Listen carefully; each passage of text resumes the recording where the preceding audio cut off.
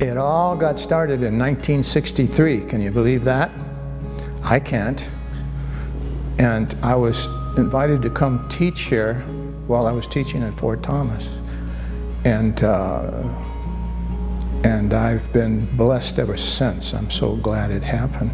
But they wanted me to be a business teacher, and okay, that was fine. So at that time, it was down on South Campus, and at that time, the South Campus, that was the first time it was used. I had an office in it, and across the way, there was the Fine Arts Building, and all of this was new in my starting days. But the thing that happened that really changed my life was that they decided, they being the older people in the department, you see, I was 26 then, and it was kind of a nuisance to them. They wanted somebody to go find out about computers. And they had this special Science Foundation workshop that they had a ticket for, and they didn't want to do it. So I got to do that, and it was a God's blessing. So I went to California for 2 summers, and I came back and I started the educational program, and I also did the administrative program because nobody here knew how to program or anything like that. And so I got to program all of the software that the school was going to use, and that was payrolls and accounting and the student information systems and all that. But the beautiful part was I got to use my students in the process of that. And for a teacher, that's a dream come true.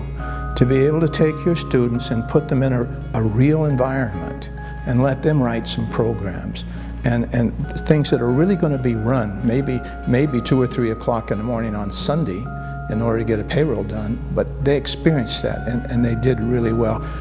Well, the first computer we had, over $100,000. Can you imagine that in 1964? When we bought that, it was an IBM 1620. The only language available on it for the computer people was Fortran, which was the language we started on. And I used that language to do all the programming and also teach students. When the students developed or key punched a program to run through on that computer, they would have to stand in line.